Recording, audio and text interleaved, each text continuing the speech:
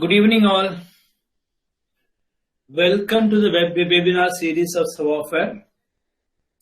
So today we have a presentation by Mr. Vasudevan on cost of quality to improve the bottom line.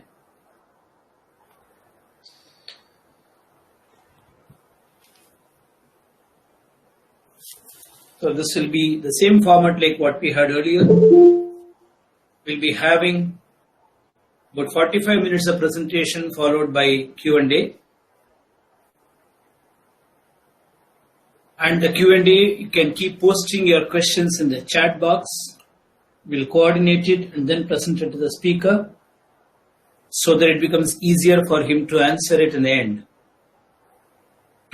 Okay. So very quickly, we are Sawafare and we are working for almost 3 decades now, focusing on business excellence, operational excellence, and informed decision making. Our USP is integrating different domains of expertise, different domains of functions, and creating value for the customer and profitability improvement. We are industry agnostic, work across manufacturing, process, and service industries. Today's presenter is Mr. Vasudevan, very senior professional with more than 12 plus years with us. Before that, he had worked in Indian Air Force as a ground crew engineer, a self-made man, an MBA, an engineer, and most of the initiatives on lean involving MSMEs has been led by him, especially the cluster initiatives. A pretty profound trainer, and definitely we'll have a nice time with his presentation today. And a few quick protocols. Please keep your audio muted because suddenly it will flare up sometime, right? So please keep your audio muted. And you can choose a full screen view to have a full presentation view. It becomes easier for you. Please keep typing your questions in the chat box. At the back end, we'll be looking at the chat box and consolidating the questions. So the last 15 minutes is meant for Q&A. So we'll shoot all the questions at that time. Okay. Thank you so much. Now I will hand the screen over to Mr. Vasudevan. And before Mr. Vasudevan takes over, 2 webinars are coming up next. It will be a prize webinar, which is one is on rebooting business as usual, which focuses on getting back on track, how to get our existing business back on track with a very specific kind of inputs we'll be giving in that on how do you retain your customers, how do you retain your process capabilities, how do you retain your people, and what protocols we need to follow. And then there is another webinar on reboosting business as unusual, because this COVID-19 definitely has taught us a lot, which we can use in a very, very positive way for relooking at our whole business itself. So there will be 2 webinars coming up next. Okay, with that I will hand over the screen to Mr. Vasudevan. Mr. Vasu, you can take over now. Yeah, thank you, Mr. Hariharan. And good evening to all.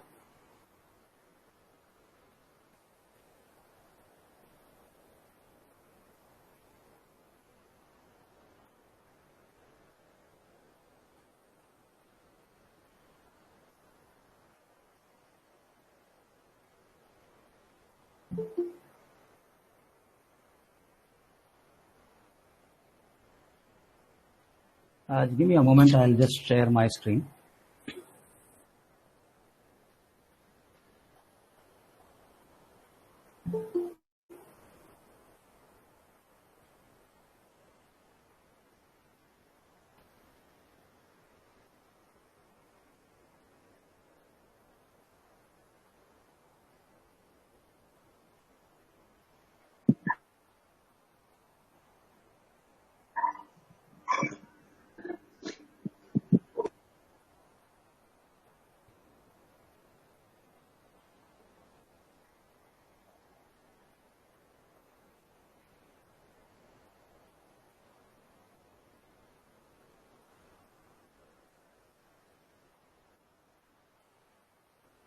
Good evening, all. Is my screen visible?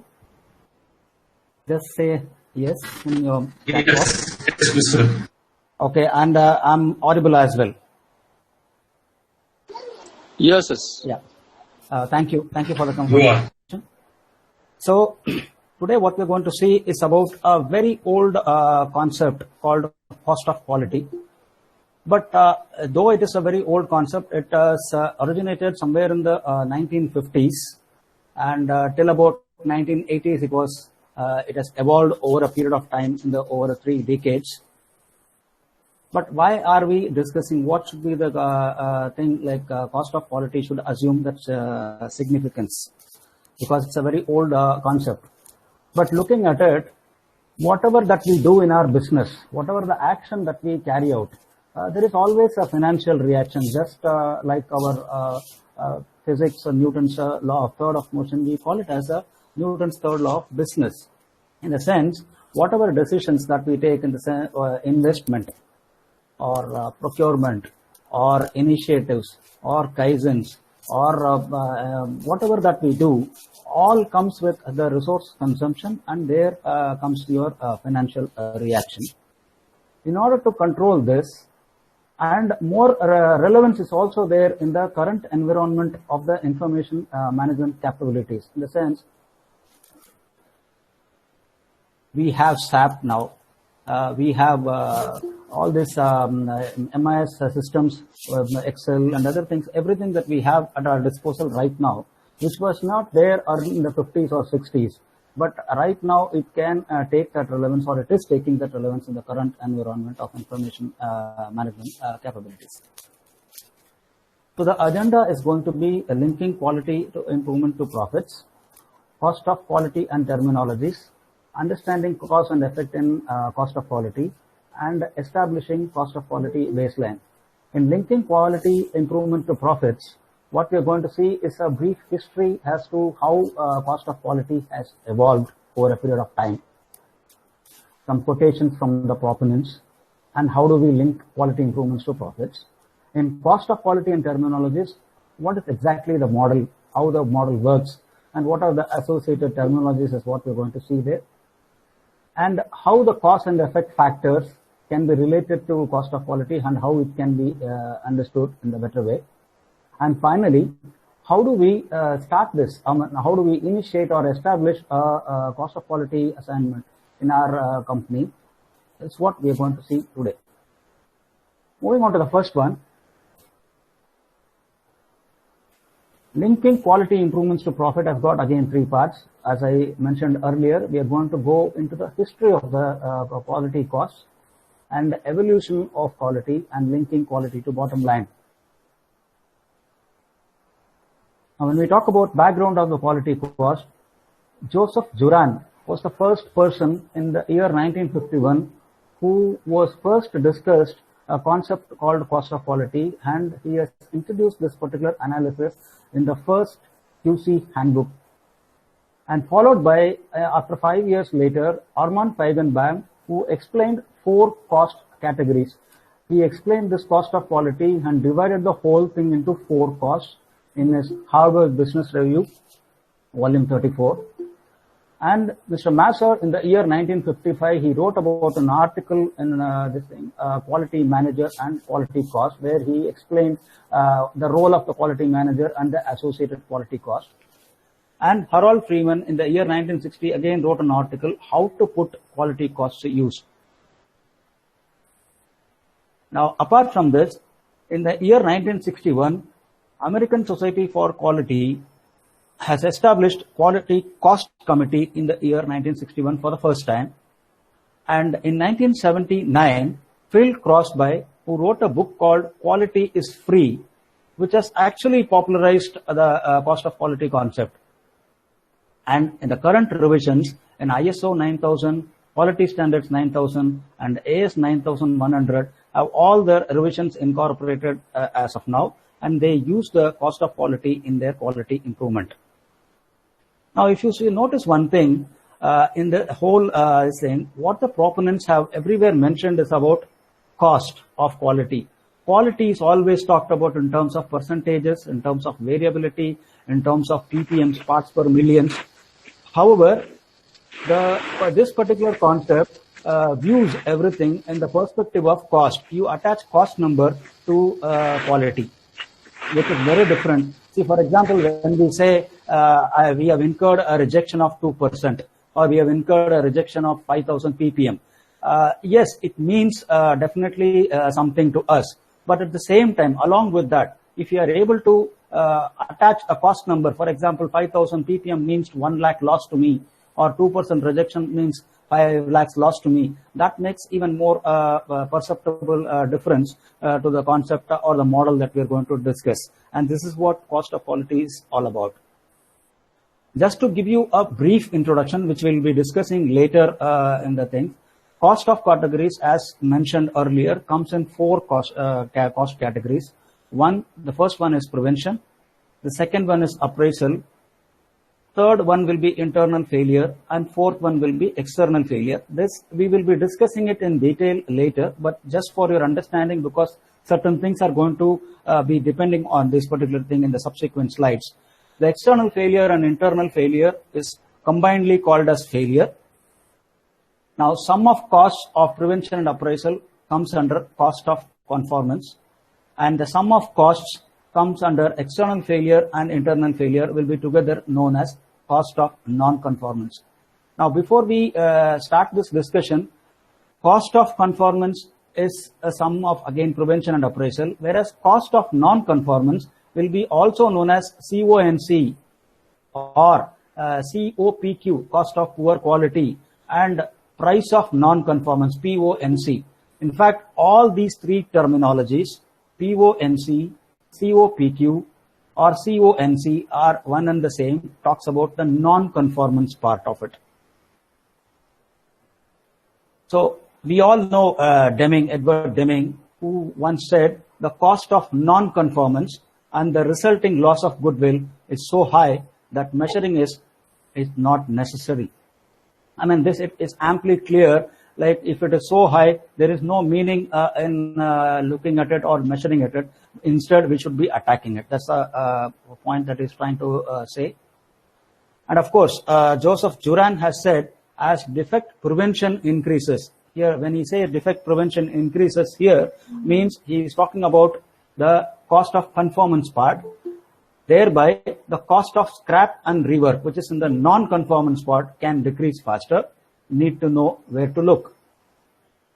And again, COPQ, that is cost of poor quality, is the sum of all costs that would disappear if there were no obvious quality problems. It's obvious, right?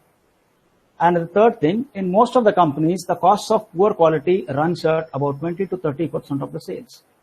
Now, this is more significant in terms of any business, that if the cost of poor quality runs at 20 to 30% of sales, this observation he has made it somewhere in 1951.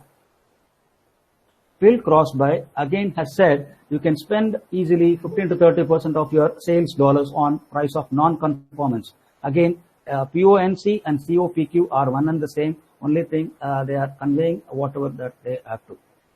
And money is the language of management. You need to show them the numbers. See, this is the point I have made it earlier also. Cost of quality talks about money.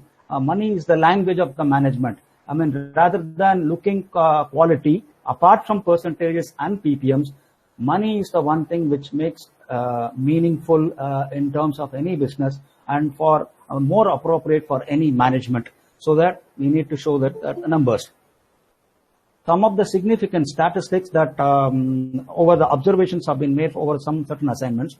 The net profit is only about 5% of the sales, and minimum COPQ is about 17% to a maximum of 40% as a percentage of sales, and the overall average total cost of quality. Now, here total cost of quality, which means cost of conformance, that is appraisal plus prevention, and cost of non-conformance, internal failure plus external failure, put together, the average total is about 25% costs are involved as far as the cost of quality is concerned, or as far as the sales.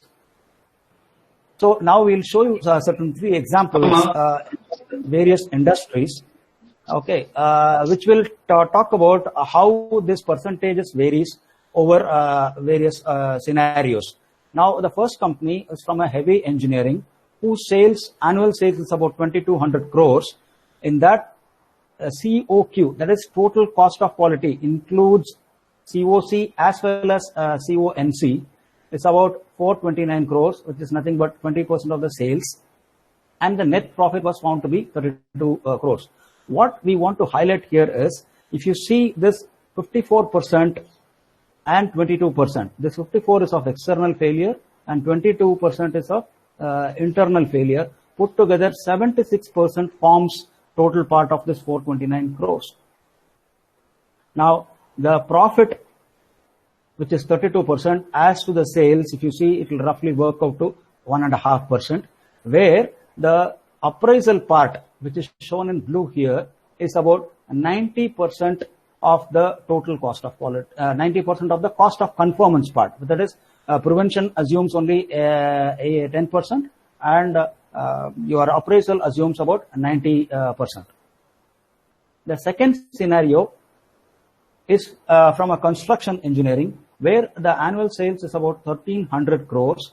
The cost of quality put together, all four categories put together, 229 crores, which is about 18% of the sales. And the net profit is about 21%. More or less, the chart seems same, except for the fact that appraisal portion, which is about 92% of your total conformance cost, which means a slightly higher percentage of appraisal from the first case. So thereby the profit, net profit to the sales is marginally higher, in the sense it is about 1.6 or 1.7% compared to the 1.4% in the first case. Now, coming to the third case, in a food processing industry, where the sales was about 1850 crores and the cost of quality is about 167 crores, which is 9% of the sales, and the net profit is about 67 crores. Now, here the difference is, the percentage of profit to sales is about 3.5%.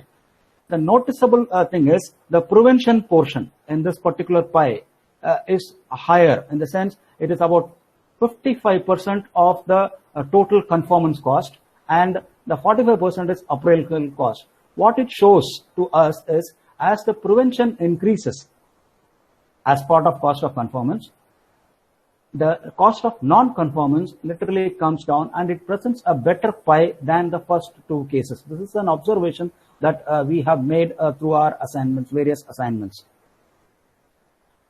Now, evolution of quality. What exactly is quality?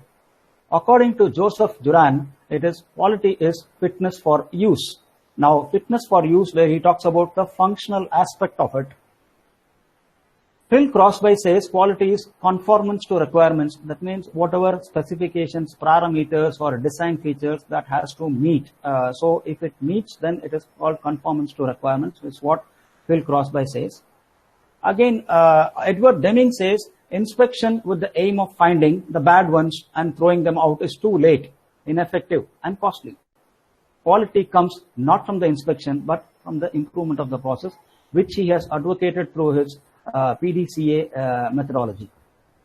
We all know, even when I started my career as a young kid, in fact, I started my profession as a quality control engineer way back in 1985, where we used to, at that point of time, where we used to say what is good and what is bad, and that too at the final inspection stage, where he said this is good, this is bad. And we used to claim very pride about the fact that I could be able to detect bad ones, and I'm not allowing that. Okay, but when you look at it, was it the right thing? No. At that point of time, yes, 1985, the concepts were maturing at that point of time, so it was not like that. Maybe as you grow, like in 1990, then the quality control became quality assurance. Then later on, it evolved into quality management. And now we are talking about quality is everybody's responsibility. It's not only the quality inspectors or the quality management staff or quality department alone. It is the responsibilities of the entire factory. So the process improvement is going to be the biggest part of it. And this is where we are talking about the errors or defects or rejections or rework, whatever that comes. That is, these are the actions that it reflects in our financial numbers, which is what we said, for every action there is always a financial reaction. So when we combine all these things, what we get is quality of a product or service is its ability to satisfy the needs and expectations of the customer at the lowest cost. Now, needs are the basic requirements which anyone will want to see in the product, as well as the functional part of it when I say in the needs. And the expectation is what you foresee or what you look for in a particular product. Okay, so these are the requirements of the customer. And we always write in our mission statement, exceeding the customer's expectations is what we are trying to say in this particular quality of the customer, and at the lowest affordable cost. Now, how do we link it to the bottom line? See, the customers, we always say that we sustain profitable growth. Now, when we say this particular statement, we sustain profitable growth, how does this happen? It happens because the customer buys it from us again and again. Customer buys it again and again. And how it happens again? Why should he come to us again and again? Because we offer good quality products and services at low prices. In the sense that is meets his needs, expectations, requirements, and that is how which we are repeating in our processes, and that we are able to offer him at the lowest prices. But how does this happen? It is through our inputs, which is raw material, and through our processes, which makes the product by eliminating the waste in the process. So thereby we create value for the customer. Looking from the lean perspective, if we say purpose, now purpose here is from the customer value perspective. Whatever that we going to say is the value perceived by the customer should be treated here as the purpose. Now, to attain this particular customer value proposition, we need another P called process, which should be aligned to our process purpose. Now, alignment, when we say the process that should cater to the end means of the purpose in terms of right quality, right time, right place, and every other aspect of it. But how does this happen? Now, who conducts this process? The third P will be people. The people have to be aligned to the process. Now, people aligning to the process means people have to be capable of carrying out this process without any error in the way it is supposed to be carried out. So, the people alignment to the process is also important. Now, the third alignment, people have to be aligned to the purpose also. In the sense, people should know what exactly their organization is looking for in terms of their customers. What exactly is the customer requirement? What the people and the company should be doing a process which should be able to achieve the purpose of it. When these three alignment happens, the fourth P alignment automatically will happen. That is called prosperity. Now, when we say quality is built in process, quality is built in our people, has to be built in our people. Thereby, these alignments have to result in terms of prosperity. Now, coming to cost of quality under their terminologies, cost of quality we use every time, cost of quality, but it is widely misunderstood in the sense cost of quality is not the price for creating a quality product or service. On the other hand, it is the cost of quality for not creating a quality product or a service. In the sense, this particular emphasis is basically on the cost of non-conformance part, which is your internal failure and external failure. This is exactly, though we use this word, cost of quality is the total cost of quality put together all the four categories. That is your prevention, appraisal, internal failure, and external failure. However, cost of quality is generally associated with the cost of not creating a quality product or services, which should be the emphasis of this particular thing. Now, when we see this iceberg, we all know iceberg what, and we have all seen the movie called Titanic and how iceberg can be so devastating in its own way. Okay. Now, in terms of COQ iceberg, if we see, what we see is the tip of the iceberg. In most of the cases, in most of the companies, what we see is a waste. We all say, yes, waste is visible, and we do take improvement initiatives. Similarly, inspection costs is visible to us. How many people we have deployed, what are all the inspection that we carry out. So we know about this thing which is visible to us. Rejection, yes, we do measure. Rework, we know that we carry out. Recall, yes, we do have records of all these things. And customer returns, we do have a record for all these things. But these are the only visible things. Are there much more to it? Like any other iceberg, which I said that it is going to be a devastating thing, there are much more to this beyond all these 6 or 7 things. Now, what is there? Unused capacity. Have we ever thought about this unused capacity? Is it a failure for us? Yes, sometimes the capacity what we have, it is if we are not using it, then better we don't have that capacity. Or I am not saying that we should not have additional capacity. We can have buffer, but unused capacity in terms, what I mean to say is having it and not using it is a waste. Similarly, excessive overtime. Excessive overtime, we don't, sometimes we don't measure, we don't even worry about this thing, which is also a part of cost of, it should be a part of cost of quality. In the sense, excessive overtime, if we analyze, the reasons could be the rejections. Because of that, we are not able to meet the demand. So we are incurring costs here. Dissatisfied customer, most important aspect of it. How many customers are rejecting our orders, or how many customers are not taking our orders or not placing our orders on that? We should be having a measure on this. Excessive field expenses, when our expenses in terms of field, when the repairs and rework have to be carried out at the customer's place, then the field department having incurring field expenses going to be excessive. Late paperwork, pricing or billing errors. Like suppose we have to place an invoice for a particular value and placing it a wrong value. Incompleted sales order. For example, if we have to say 5 things in a 5 product dispatch sales and we are mentioning only 4 or 3, that is an incomplete sales order. Planning delays. Overdue receivables, what is due to us, not received by us.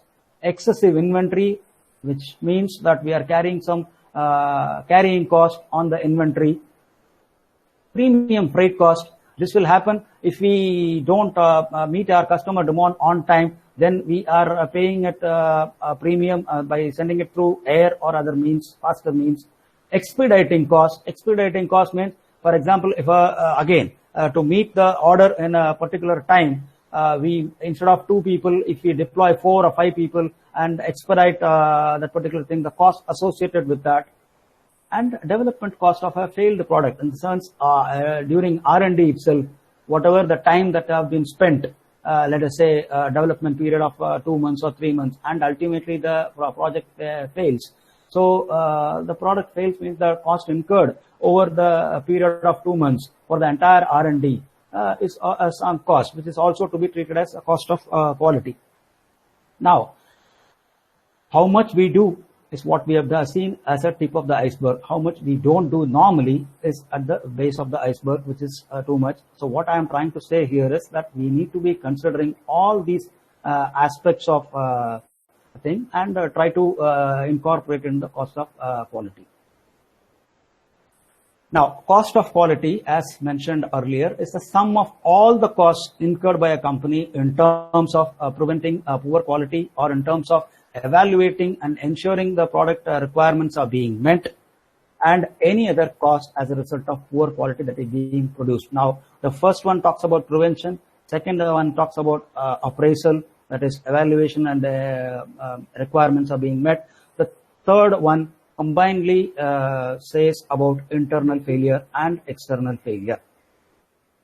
Now, the objective of this particular system, cost of quality system, is measure costs of the processes. Here we are giving an emphasis on measuring the cost of each activity or that what we are doing. Now, when we have done that, we need to identify the excessive waste and the rework. For example, in terms of percentage also we do it. When we take a Pareto analysis, we say 80-20 rule, and then we identify which process or which activity or which rejection is the highest one in terms of this, or 80% causes in the 20% this thing. So we identify the processes and then identify opportunities to reduce cost. Now, this is the step where we are talking about, in the sense, a kind of kaizens. The opportunities here means there are improvement opportunities to reduce that particular cost. For example, cost could be excessive overtime, excessive rework. Now, if the opportunity is high, very high there, we need to look for that particular opportunity as to what causes the rework, or what causes the overtime, or why we always have to expedite, or why we always have to firefight. It's the opportunity that we need to look for and to reduce the cost, and track and trap the savings by redesigning the processes. So whatever that we have been doing, change the process so that we try to estimate the savings. Like, for example, we need to design it on paper and then implement it and see how much savings that we are able to this thing. Now, savings could be here is, now I might, as a result of this, I might incur again as part of prevention, or I might incur as a cost part of appraisal. When appraisal and prevention put together as cost of conformance, yes, this is allowed. Now, by saving it, like for example, by saving it on failures, if you are able to put it on prevention or appraisal, which is going to be a one-time measure, which the cost will be getting absorbed, whereas the failure is going to be repeated, which needs to be stopped. Thereby, we need to estimate the savings by redesigning the process, should be our objective. So, in short, we again, if you see here, it's also, it is the PDCA is applicable. Now, we plan, we measure the cost, identify, then do it, see the opportunities to reduce cost, and finally track and trap the savings. Now, continue and standardize this particular aspect, and it's going to be a repetitive exercise. Now, CFQ model, which again it is getting repeated. Now, as I said earlier, prevention, appraisal, internal failure and external failure. Failures put together, I mean external failure and internal failure put together as failures. Prevention and appraisal forms part of the cost of conformance.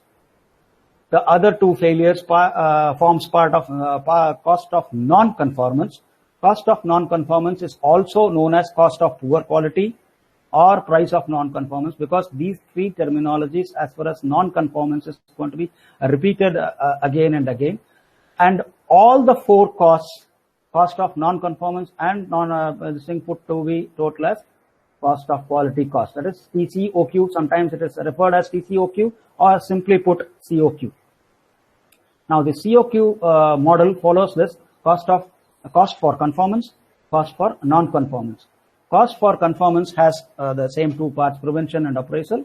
Cost for non-conformance has again the two parts, internal failure and the external failure. Now, when we see the impact of this failure cost, failure means it's external failure and internal failure. We have put this boundary here. Now, the boundary says external and internal.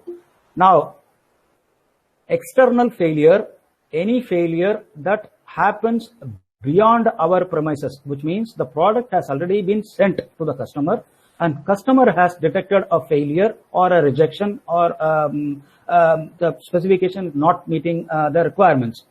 Those failures identified by the customer are known to be external failures, and those failures which are within the premises, within the factory, at any point of time during any stage inspection, if it is found or detected, the failure is known as internal failure.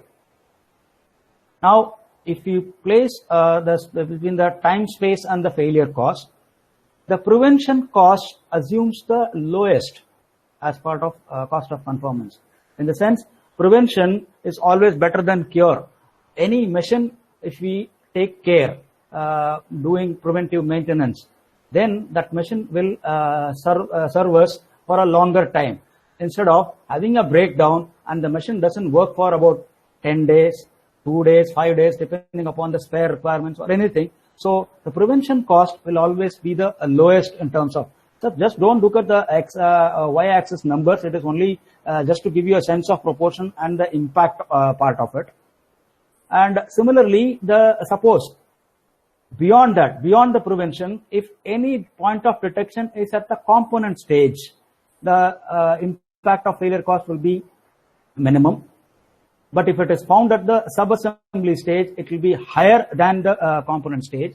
And if the detection happens at final inspection, which means the product is complete and it is going to be about to be dispatched, and if you find the rework or rejection happening, the cost is going to be higher because the amount of resources consumed till such point of time is going to be higher. So till this point of time, this is the internal failure from component to subassembly to final inspection. Now the company, the customer company receives it and they are doing a receiving inspection. And at that point of time, if it is going to be found out that there is a failure or there is a rejection or there is a rework to be done or which is not meeting the requirement, this product will be sent back to us. As company, we will have to receive it, which means the cost of transportation, again, we will have to send a replacement. So all these costs are going to be higher than all those internal failures put together. And the most important of all, if it started functioning for a day 1, day 2, and if there is a field failure, the result would be catastrophic.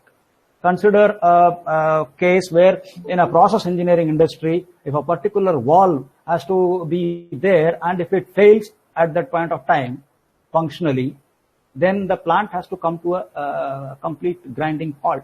So the failure cost will be exponential beyond a point, and that external failure assumes a lot of these things. So when we are going to discuss this particular types of failures, types of failures, we are going to discuss in this particular order. In the sense, first we will talk about external failure, second we will talk about internal failure, third we will be coming to operational, and fourth will be on the prevention part.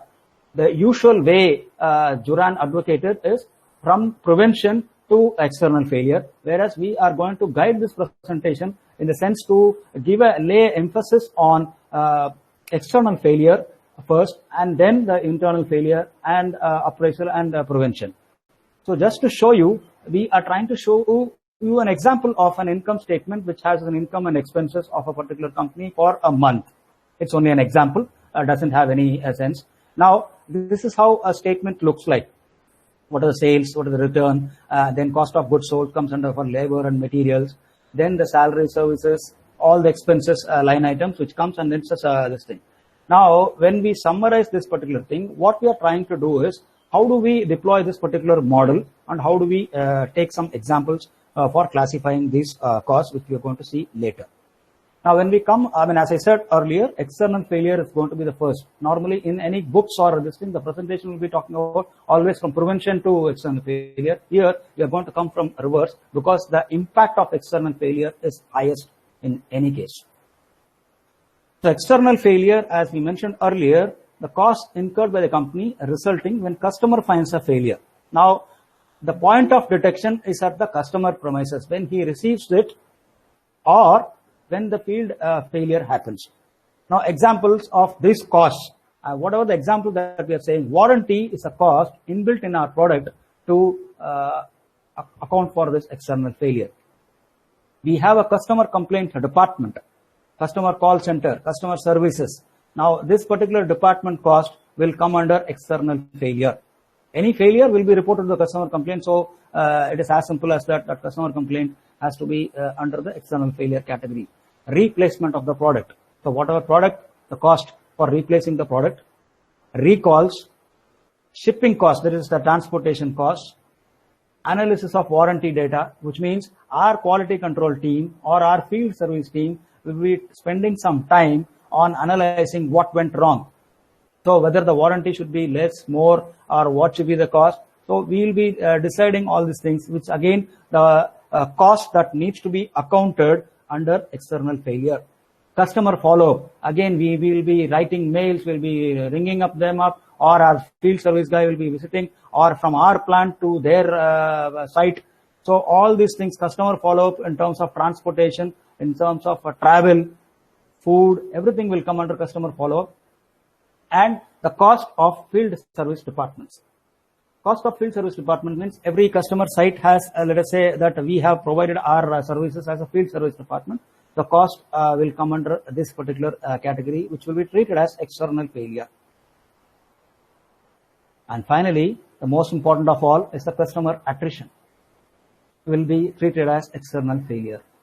Now, some of the examples picked out from that income and expense statement, I've just put it here just to give you some more examples, like labor on the part of rework or returns or material that it has been incurred, or the consulting services that we had to incur for to treat or to handle a external failure, legal services, travel, meals and entertainment, and the repairs, either at our plant after taking the product, or we go and repair it there. So whatever cost that comes. So in a typical monthly statement, we can call out this particular thing and treat it, classify it as external failure. The examples is what we are presenting it here. Moving on to the internal failure, any failure found on the product or services before it reaches the customer, which means before it reaches the customer means what? We, within our premises, within our final inspection, when we find out at any stage, be it in the first piece inspection, or be it in the stage sampling, or be it in the final inspection stage, wherever that we find any errors or any failures that calls for a rework or calls for a rejection, will have to be treated as internal failures.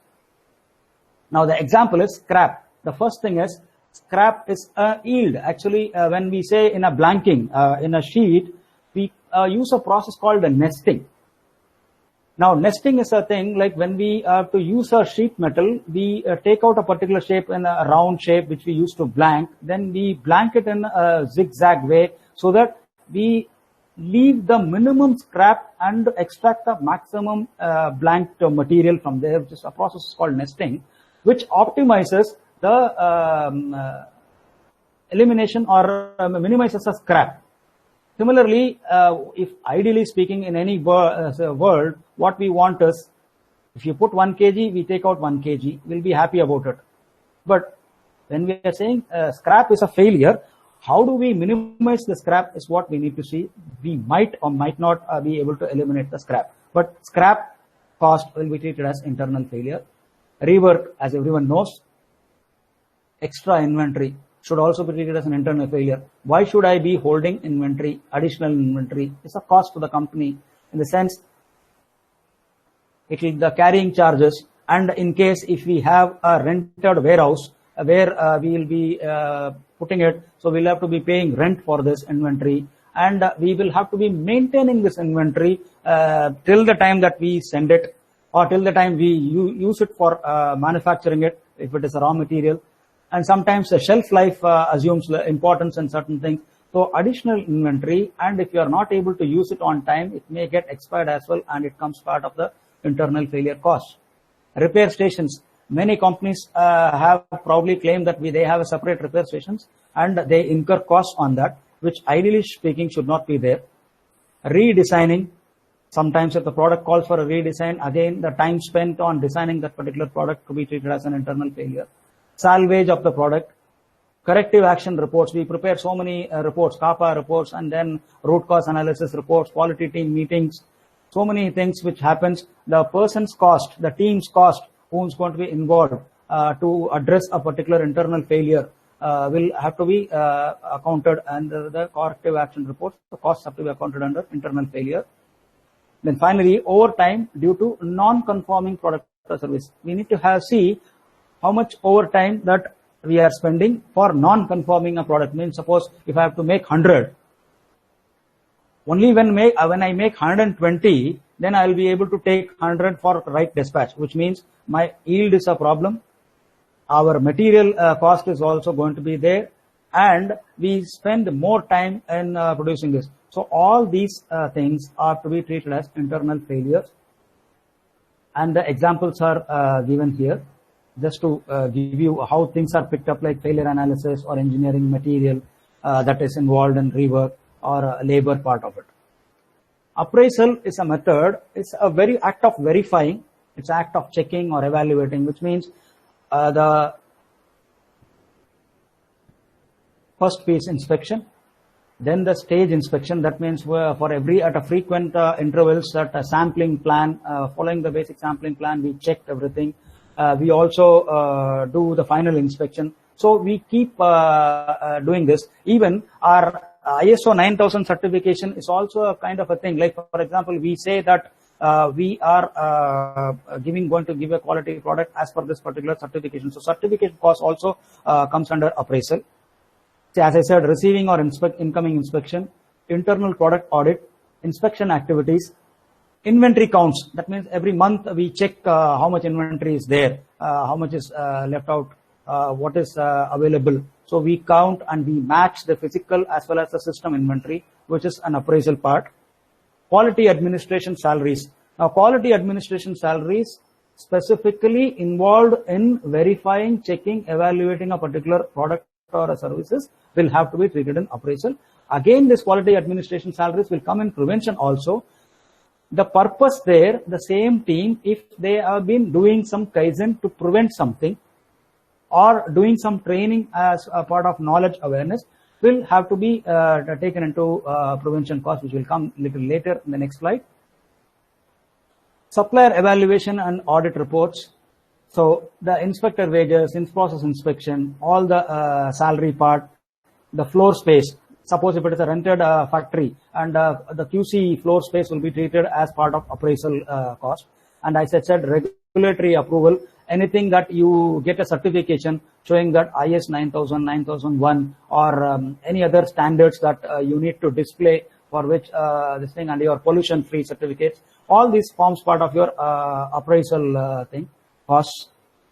And finally, coming to the prevention, any cost that is a planned one to prevent errors. Education and training, it is a planned one. Like, for example, we say in a company that so many people have to be trained and educated on all the aspects in order to provide a correct service or a correct product.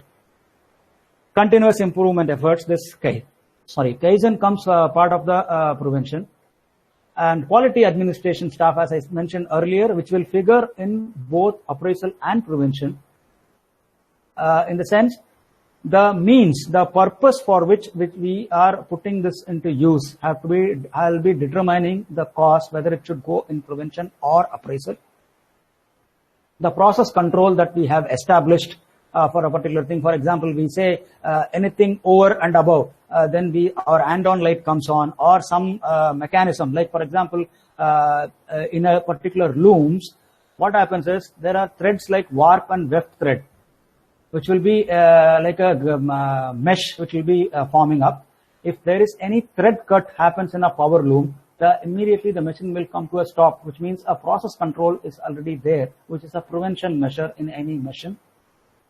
Market research, we do market research, how a product has to be coming out. So we do a research so that it is taken care of in the initial stage, at the design stage itself. Field testing. Field testing is most of the things like an automobile, we do a vibration test for a radiator. Normally, the radiators we'll be Indian road conditions for us will be like, let us say, we'll have to do it at 4G. It has to withstand 4G conditions, 4G gravitation. Whereas we test it in the plant somewhere in 8G and 10G, just to see if the radiator is leaking or not. So the field testing, which we put a facility in our plant, like X-ray detection, this thing, or any other leakage, shower test when we see a leakage, all those testings, whatever that we are supposed to be encountering in field will be tested here in order to prevent such product being going out. So that costs are going to come under prevention. And any preventive maintenance for machines or anything, whatever that preventive maintenance that we do will all come under the preventive maintenance cost. So the calibration, quality planning are some of the examples. So whatever lists that have been given in these 4 categories are not exhaustive. They are all very indicative. We may see the purpose and then put it across in the right category. And just to produce a summary kind of a thing for every month or every 3 months or every 6 months, what we are going to see is what is the sales, what is the profit, what is the relationship between cost of conformance to sales, or what is the relationship between cost of poor quality to sales and the total quality to sales, and so on and so forth, just to give an idea as to how things are and where we stand. So as we remember, if we remember the objective, we have to measure the processes, identify the processes, look for the opportunities, and redesign the process in order to get the track and trap on the savings. if you see over the cost of conformance versus cost of non-conformance over a particular time, I've just put 5 years of graph where I've just divided into 2 halves like Jan, June of every year. And the initial thing is the initial assessment that we have made for the first time. Let us assume that way. And the top portion, which is cost of conformance, which includes your prevention and appraisal. Cost of non-conformance includes your internal and external failures. And the total cost of quality is the total thing. This is graphically represented. Now, initially, if you see, the cost of conformance will be increased, has to increase over the time, and then only it has to decrease later on. And even then, when we are going to increase the cost of conformance, we will have to look for a prevention cost, which means a Kaizen or changing a system or changing a process control. By giving a preventive measure, we will have to increase the preventive cost. Then only the cost of conformance will start to drop. However, cost of conformance will never go away completely, which should not also. Like for example, appraisal for certain appraisal has to be minimum, prevention has to be maximum, but in totality, COC will never go away. When you look at over a period of 5 years, this has been the experience. Like cost of non-conformance, which was at the initial year 1, will reduce to about 1/10 or 1/20th of its original level over a period of 5 years or 6 years. So this is the model, and it has been experienced across various industries that this is turned out to be the finding. And when you talk about the total cost of quality over time, the failure costs have to gradually come down, which means we will first attack the external failures, convert all those external failures into internal failures, and internal failures have to be drastically changed over, transitioned to appraisal, or more appropriately to prevention. So appraisal also will have to come down this thing, whereas prevention part of the cost will have to go up. Now, I'll just tell you one more thing here. Suppose in the year 1, if we are incurring about 100 rupees, in 100 rupees, we will be incurring about 65 rupees in failure, 25 rupees in appraisal, and less than 10 rupees in our prevention. This is how it will look in any assessment. This is what we have seen over the 2-3 companies that we have done. But on the maturity, how it should be, in the sense, it will be same 100%, but the total cost of quality, when it was 100 rupees, this can come down to 50 rupees. The total cost of quality can come down to 50 rupees, but the proportion of prevention has to be 35 rupees, which is about nothing but 70%, or something like this appraisal has to be 40 rupees and the prevention has to be 10 rupees. So this is how the percentage will have to vary for a maturity over the years, and the total cost of quality will also come down with prevention and appraisal forming the major share of it. Now, when we go to the cause and effect, there are 5 factors: strategy, quality, productivity, profitability, and competitiveness. Now, these are the factors which determines the causes and effect and relates it with our cost of quality when we are talking about the total cost of quality or cost of non-conformance or cost of conformance. Now, when we look at it, if we have a better strategy of market share and a good profit, along with a good process improvements and effective quality management systems, will lead to a good productivity in terms, it will eliminate a error, it will not have wastages, it will not be having any non-value adding things in our processes.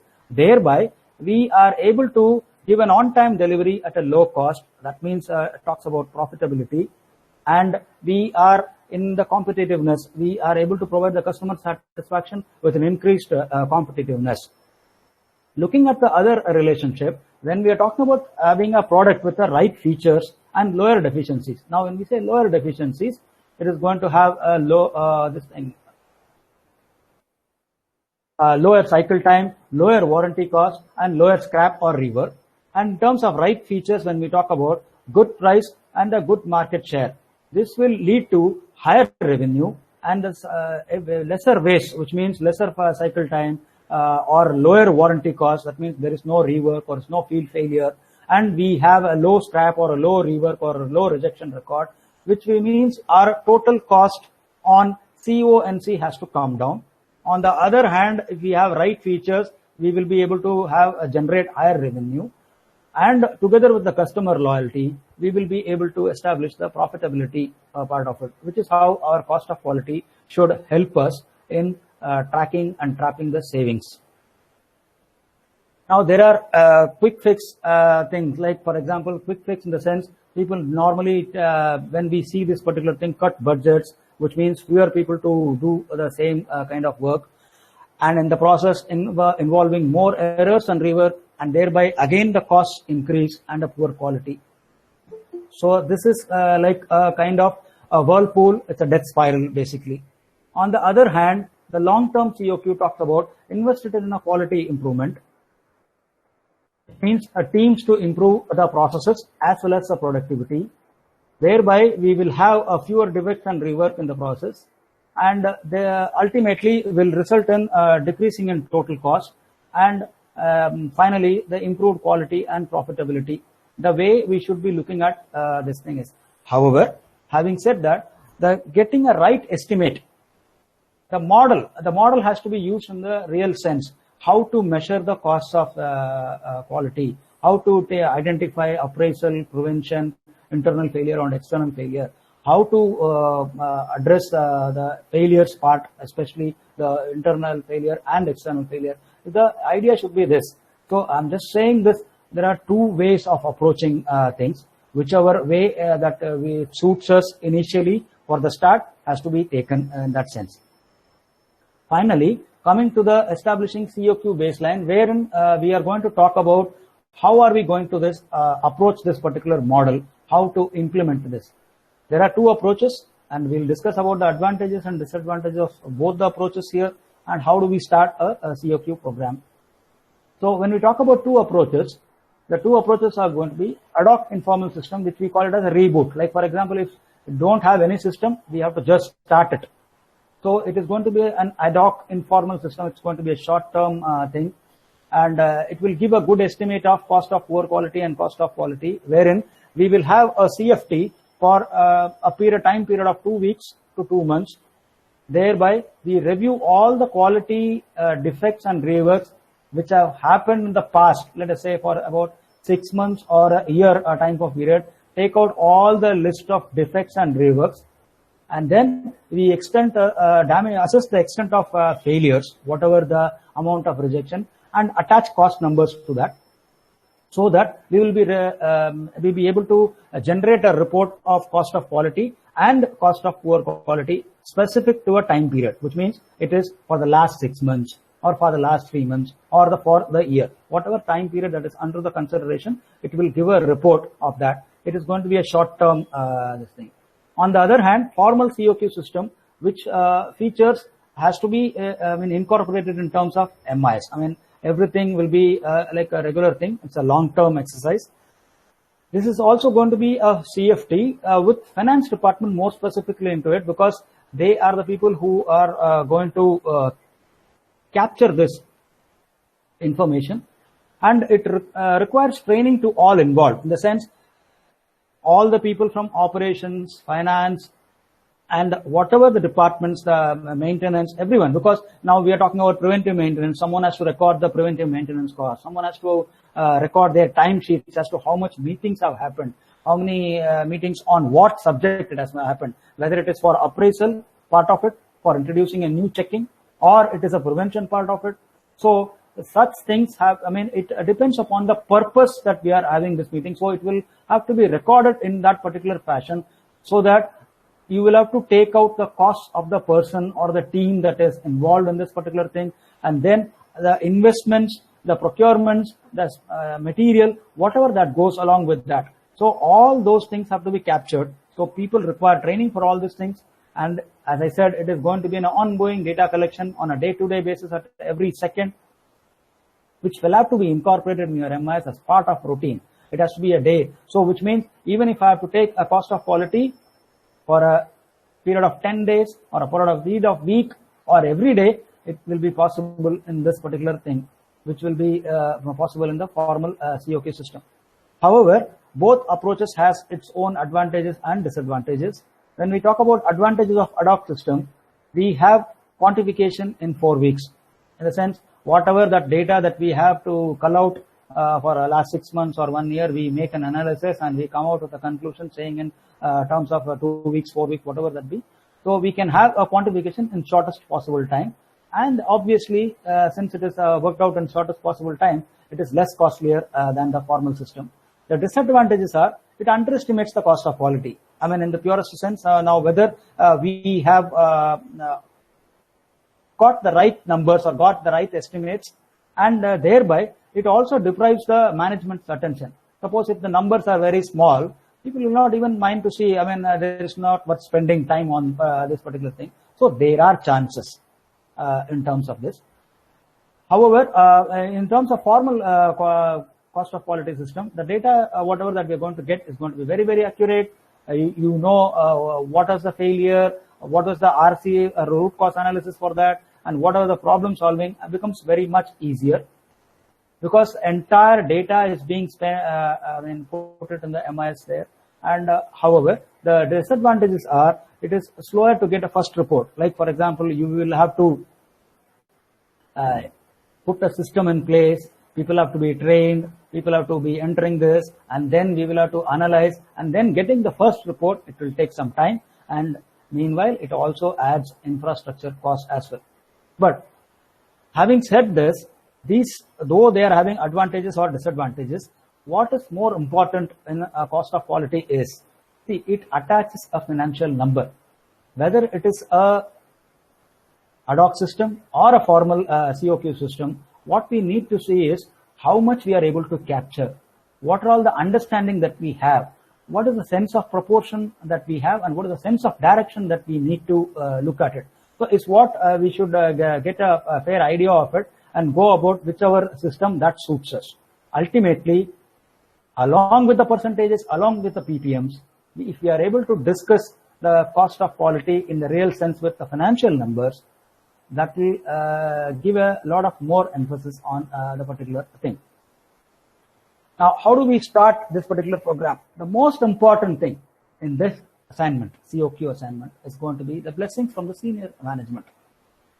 It is not always from, see, for example, a Kaizen, when we say an improvement has to come, from where it will come? It will not come from top management. It has to come from a worker who does it day in, day out in his machine or anywhere. The person who is carrying out a process will know what to improve and how to improve. So it will be basically a bottoms-up approach. Whereas in this case, it has to be a typically a top-down approach, and COQ programs cannot be bottom-up. That's what I wanted to say. And the other thing is the acceptance and openness. In the sense, yes, in our company, there is a scope for a reduction. There is a scope for cost of poor quality, which could be higher. I need to look at it. Then only this assignment will be successful, or this program or implementation will be successful. If you are going to dismiss it, saying that no, we are efficient and other things, then we'll not be able to implement this particular program. And doing it also in portions we can do. For example, when we talk about level 1, internal and external failures only, which means we're not going to talk about prevention or this thing.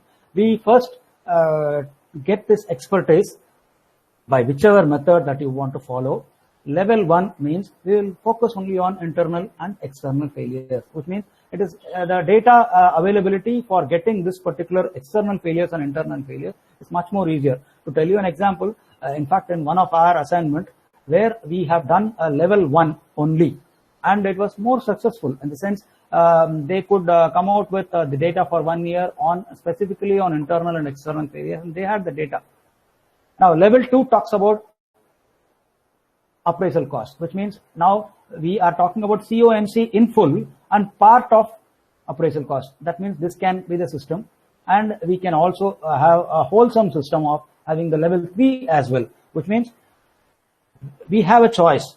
We have a choice in the sense we can start with level 1 and more specifically external failures to start with, and then to internal, which means now when we do this particular aspect of it, internal and external failures, what we are trying to do is, suppose if I am trying to eliminate all the external failures which is happening away from my company and identified by my customer, first thing that we are sending a message to our customer that we are very serious about it, We are addressing all the external failures, and then thereby we reduce our external failures and then convert everything into internal failures, which means by having an appraisal mechanism here, we will be able to convert all those external to internal failures. And in the whole thing, the cost of non-conformance will be coming. Remember the impact of cost. Remember, if it is failed at the field trial, or if it is failed at the receiving inspection of a company's customer's company organization, remember that. So definitely the cost, if it is going to be internal, it is going to be much lesser than this. When I'm saying converting external to internal, is this. We will have to eliminate all those external failures. We can better have it as an internal failure for the time being. And in the later process, we'll have to eliminate or minimize the internal failures as well in order to upgrade ourselves to appraisal and prevention, so that we can have in a combination of all these 3 levels or 2 levels or 1 level with internal and external failures. So we need to determine what exactly we want to do with this particular program. We should be very clear, so that we want to take it in a gradual steps or in a wholesome level. Depends upon the capability and the drive of the company. But there will be some issues. For example, the first 2 to 3 years, you will have some issues in measuring the cost of poor quality. In the sense, sometimes whatever that was not considered earlier will be considered now. So initial assessment and later on, if you see the cost of poor quality may rise in the first thing, because the team members are getting better at the assessment. For example, the training, the experience, moving on with the data. So the better data is going to come up in the later stages. That is an issue. In the beginning, you will not be able to get it. And the very first assessment or second assessment rather will give you a lot of improvement, will give you, which will not be able to be handled in the sense. I mean, everything looks like an improvement for us. So those are the assessment, this thing. In that sense, prioritization assumes a lot of significance. What we need to do, where to look at, which is a major thing. So what needs to be done. So these are certain issues which will come. And the challenges, everything appears to be appraisal. For example, there will always be some overlapping of costs. Now, a quality team sitting for appraisal or sitting for prevention.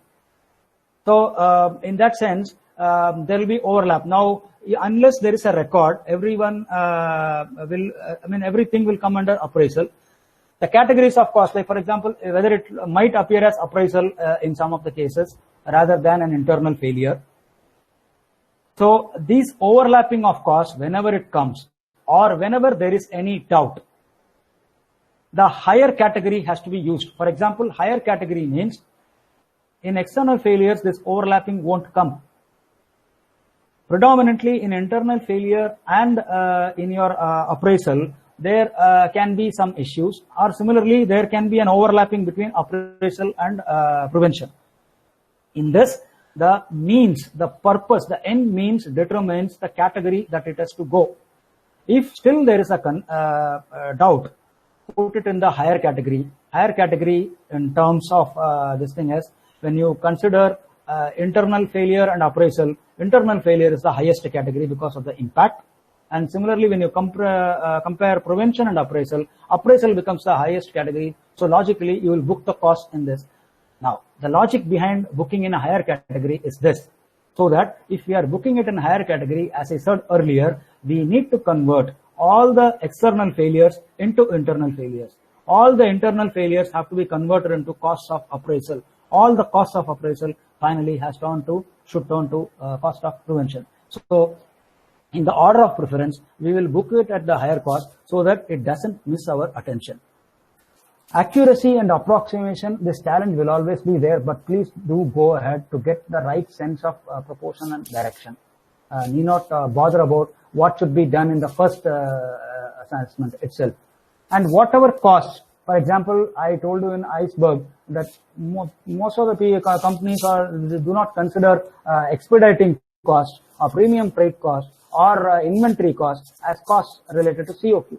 Start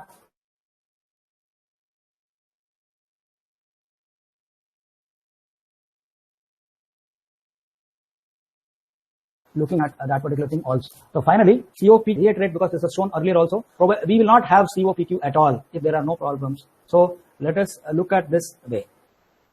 We need to have a process. Process is just beyond the data collection and analysis. It's not only about data collection or the analysis part of it. We need to convert all those data into an actionable points where we are able to achieve certain results. That is, the execution part is very, very critical, so that we ultimately seek for reducing lower cost of poor quality. See, when we talk about cost of quality, I reiterate again, cost of conformance will not go away, which means prevention costs and to some extent appraisal costs will have to be there, will be there. Whereas COPQ, that is comprises of your internal failure and external failure, have to be done away with. That is the idea of doing this particular process. It should not remain as a data. The execution has to happen, which is very critical. If you talk about the COQ process, first comes the commitment, the very first step. Unless you are not committed, one is not committed, it's not going to happen. And in this, the senior management commitment is very important. I reiterate once again. Then we form the COQ team or a cross-functional team, gather data for the COQ assessment.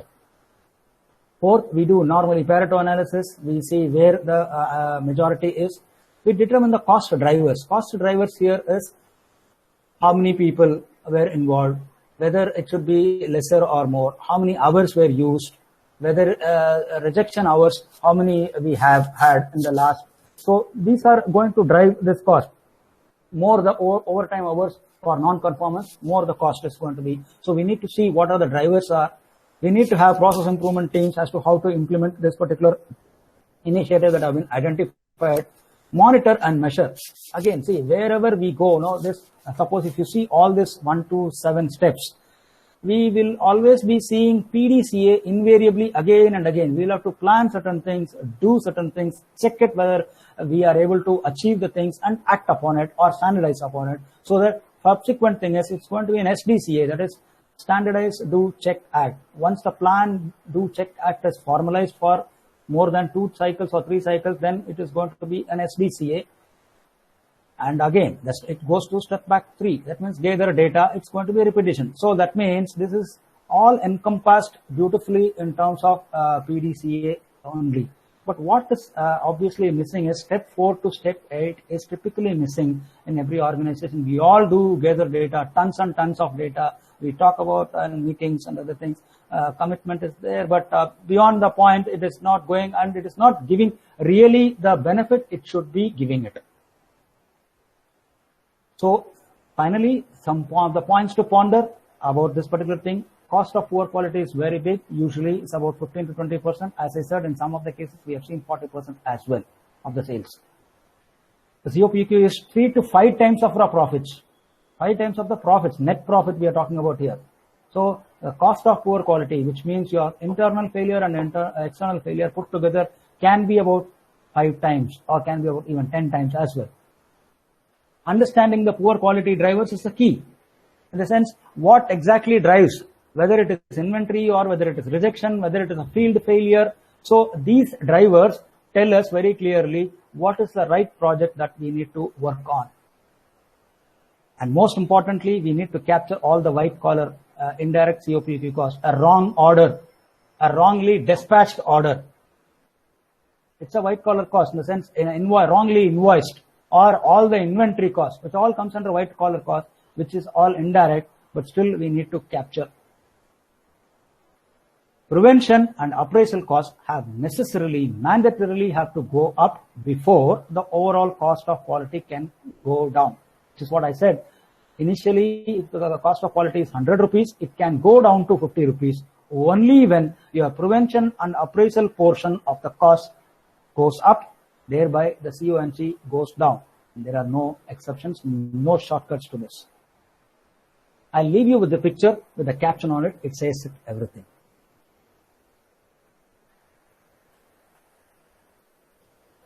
And thank you for this. Thanks, Vasu. There are a few questions we'll take up. The other questions we'll send reply by email. Very quickly, a few questions I'll just throw at you. Yeah. Is field failure cost? They're insuring for public liability and product liability. How do we account for this cost? Where do we classify this field failure cost? field failure cost will go under external failure only. In the sense, when we are testing it at field, and if it fails there, so it is because the product has already reached the customer, and when we are testing it, though we are testing it in front of the customer, and the things are failing, which means it has to be an external failure for us. How about the insurance taken for that? Insurance means you are talking about a warranty? Yeah, they take insurance for field failure. You're insuring for public liability.